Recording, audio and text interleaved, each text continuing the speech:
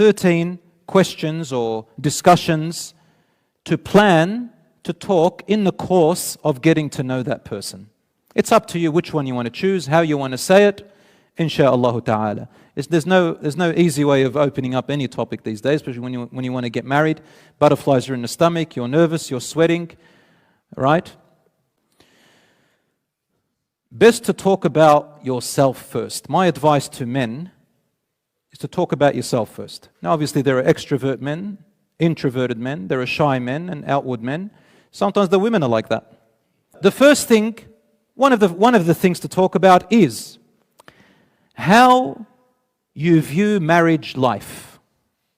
You can ask her, or she asks you, you ask him, how do you view marriage life? What's marriage life to you? How do you envision marriage? What's marriage to you? How do you see a husband to be and a wife? How do you think their relationship should be?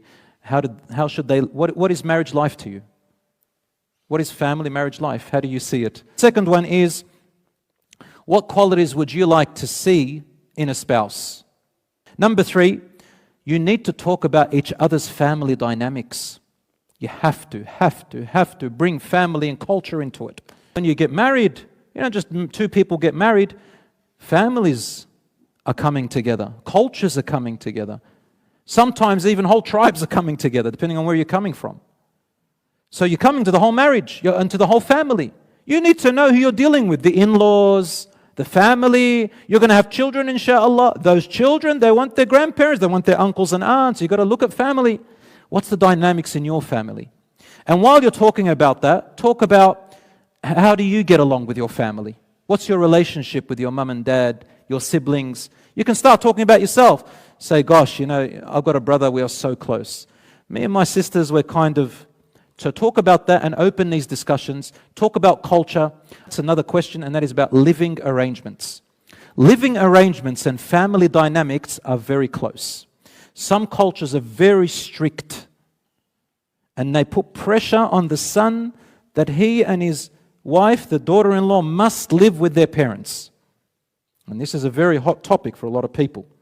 And I can tell you outright, brothers and sisters, that Islam does not recommend for couples to live, for the husband to pressure his wife in living with his parents or with anybody else. A wife has a right to her own dwelling, to her own little dwelling. Even if it's in the back, let's say there's a granny flat, the point is it's her own. She has her own privacy, her own home. That's the therapy for a wife.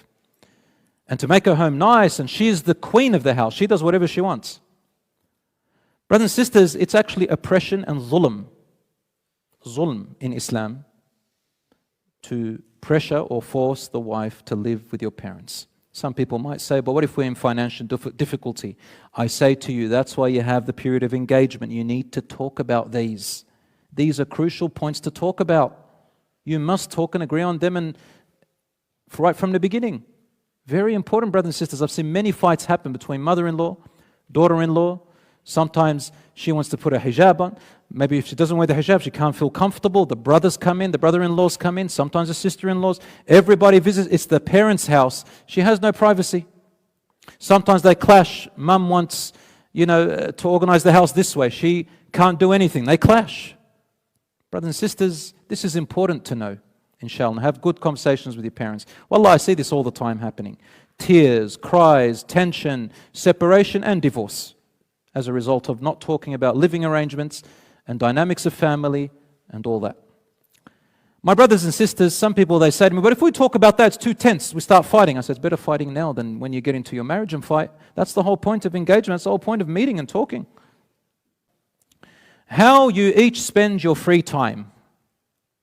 So, what are your hobbies? Do you do community service work? Do you like going to the movies? Do you watch things? Do you like going on Netflix? Do you like going on social media? Do you have Facebook? What do you do? What pictures do you like putting on? These are very important to talk about in this day and age. You might even talk about what's cheating to you when it comes to social media. It's very important. Some people are very, very sensitive about this point. So discuss these matters about social media, what you like and dislike, and they can talk to you as well. Finances. You must open a way to talk about finances. If you can't talk together, talk with her father as a man, or talk with the brother, or maybe get someone else to talk with her or someone else to talk with him. But you must talk about financial arrangements. Maybe as you get more comfortable to talk, inshallah, later on, you can talk about financial management. For example, work, managing the money. Is it your money and my money together?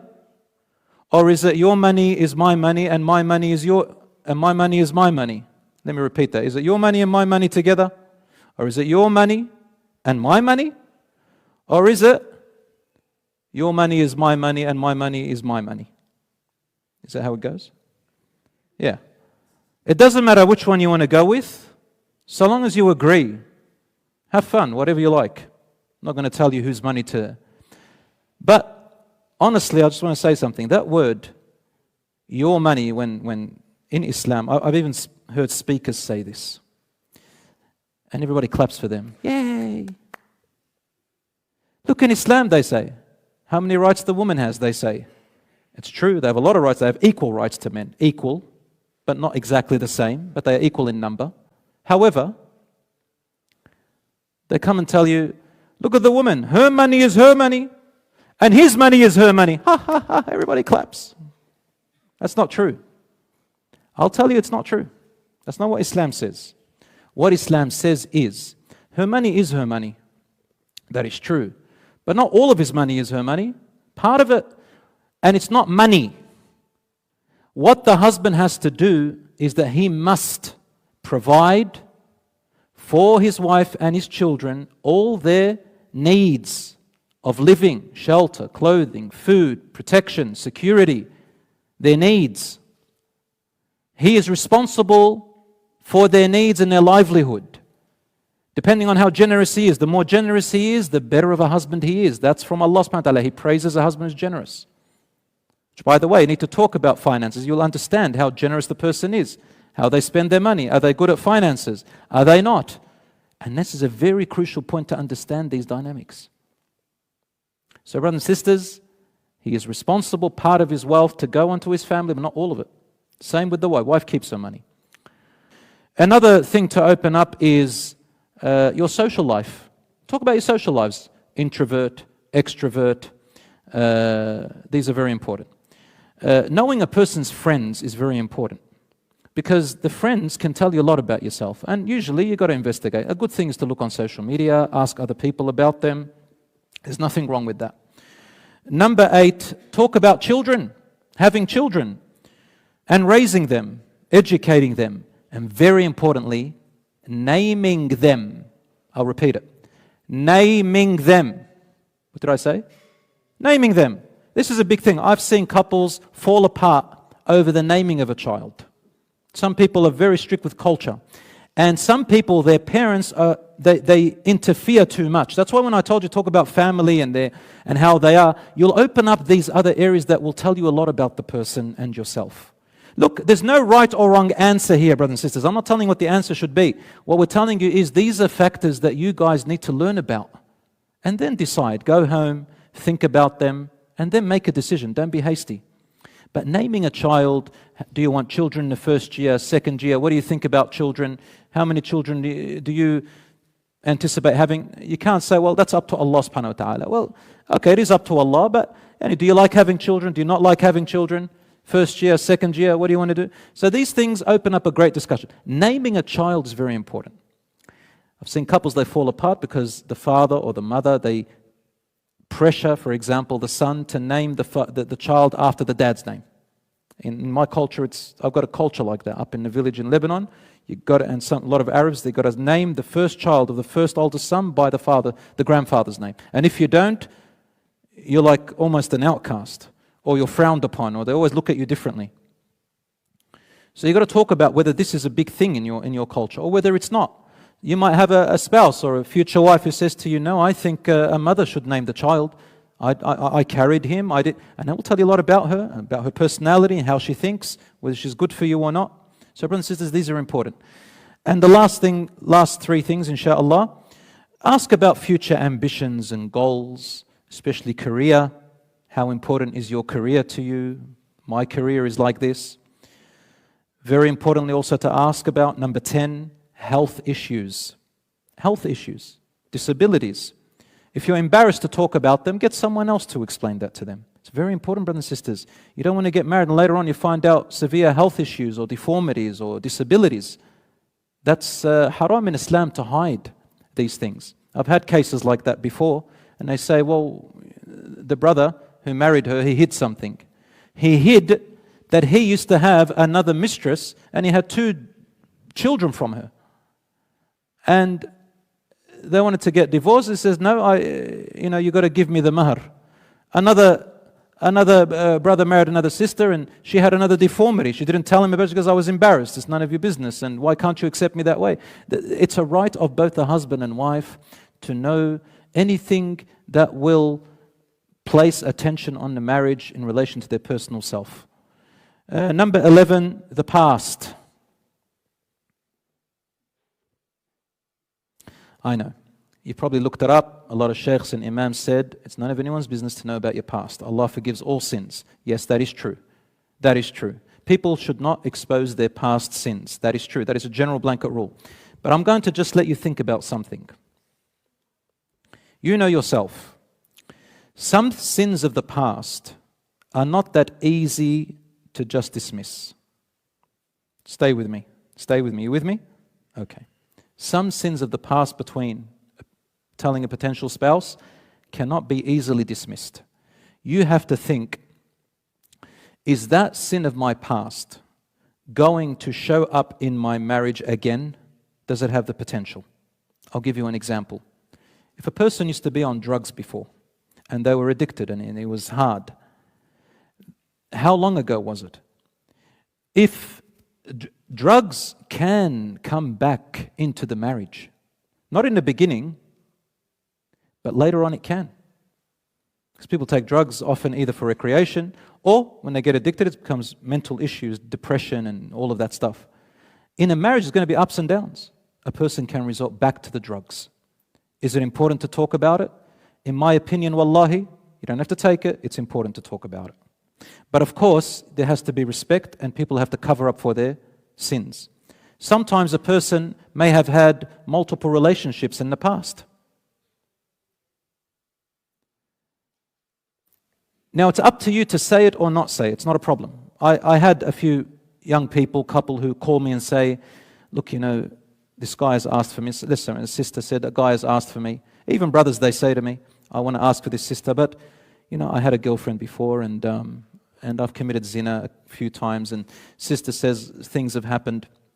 What should I do? And look, you don't have to say it outright. You can hint it. You can send someone to say it in a different way. I've helped a few young people when they've come to me and I said, look, if you want, I can talk to the person. And I've done it before in a very respectful and in a way that is a hint without putting the other person on the spot. Now, the reason we say that sometimes what happens, if you get married and that is something that is important to you, if you want to ask that question, you can ask that question. But the other person does not have to answer the question. And then it's up to you if you want to go ahead or not. Let's say they ask you the question and says, look, my sins are in the past, I don't want to talk about them. Well, that's up to, sorry, I scared you. Well, the other person can say, well, I don't want to go ahead, or you go ahead at your own risk. However, talking about it I think is important even in some way. I know couples who got married later on, and when they found out about their past, they came back, pictures came up, things like that, and it caused a trauma, between them, distrust. So sometimes I say it's good, and at times I say maybe, and at times I say it's none of their business. It's none of their business if it's totally in the past. You've got people, for example, who've converted to Islam, reverted to Islam, or people who repented to Allah, and the other person who's asking for them, they know that they had, a non-believing life or they were in a sinful life. You don't have to talk about the details. You can say, look, I lived a sinful life and I didn't know and I have repented. That's it. You don't have to say much more than that, inshallah. But just remember this, anything that will creep in from the past into your marriage later on, that potentially there's a chance it will and will cause attention, my advice is to hint about it. Mention it in some way. Allahu A'lam. But again, brothers and sisters, I'm not telling you have to. I'm just talking from experience. I've seen later on these problems happen. Allahu A'lam, and I hope inshallah I'm right. Allahu A'lam. Criminal records. I've been in prison before, for example. No, I haven't been in prison. I'm saying that if a person says I've been in prison before, you need to say these things, because that's going to affect the family as well. And lastly, how would you want a wedding?